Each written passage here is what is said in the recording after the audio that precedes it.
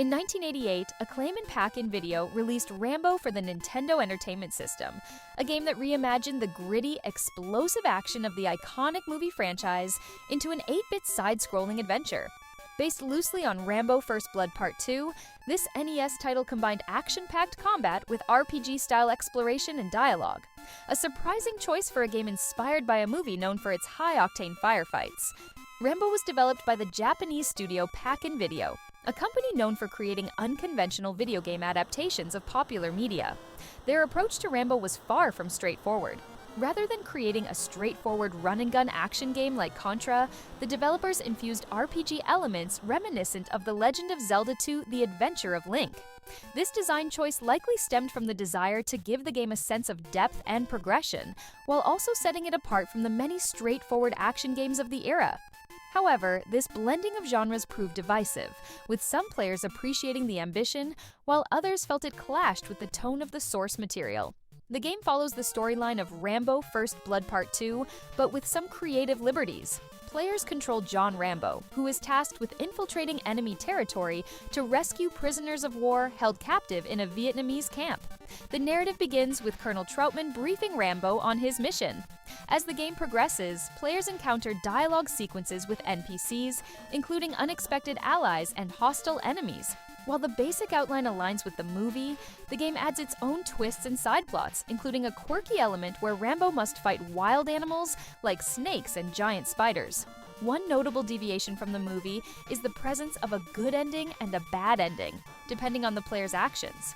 This level of choice was rare for NES games and added a layer of replayability. The game combines side-scrolling action with exploration and light RPG mechanics. This hybrid approach makes it stand out from other movie adaptations on the NES. Players guide Rambo through a series of interconnected areas, engaging in combat with enemies, navigating hazards, and uncovering secrets. The game has an open-ended feel, allowing players to backtrack and explore as they progress through the story. Rambo starts with a basic knife but can acquire more weapons, such as a bow with explosive arrows and a machine gun. Combat requires precision, as enemies attack from multiple directions and often respawn quickly.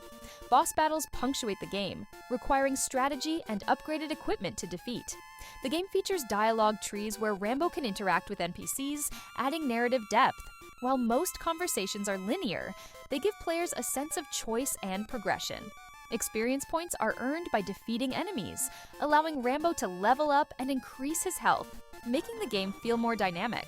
Unlike the straightforward progression of many NES games, Rambo encourages players to explore its environments to find items, solve puzzles, and unlock new areas.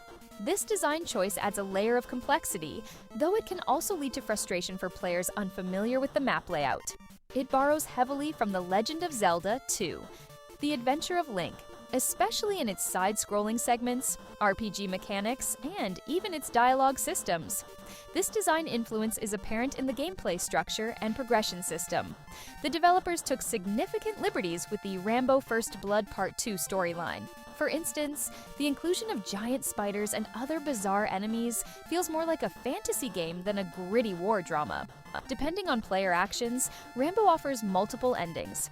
If players fail to rescue all the POWs or make critical mistakes, they can trigger a bad ending, adding stakes to the gameplay. As with many games of the era, the English localization features awkward and often humorous dialogue. Lines like "What have you done?" and "You're not expendable" have become memes among fans of retro gaming. Interestingly, Rambo's knife is one of the most efficient weapons in the game, even against certain bosses. Many players discovered that relying on the knife conserved ammo and made battles more manageable. Rambo was published by LJN, a company infamous for its poorly received licensed games. While the game isn't without flaws, it's considered one of LJN's more ambitious efforts, blending genres in a way that was ahead of its time. Over the years, Rambo has gained a cult following among retro gamers who appreciate its unique take on the action-adventure genre. Despite its clunky mechanics and uneven pacing, it stands as an interesting experiment in adapting movies into interactive experiences. Though it didn't receive widespread acclaim upon release, Rambo for the NES is remembered today as an ambitious and unusual take on a beloved movie franchise. Its blend of action, exploration, and RPG mechanics sets it apart from many other licensed games of the era, making it a fascinating title to revisit. For fans of retro gaming and 8-bit experimentation, Rambo offers a glimpse into a time when developers weren't afraid to take creative risks. While it may not perfectly capture the raw intensity of the movie, it provides an intriguing adventure filled with challenges, surprises, and a touch of 80s nostalgia.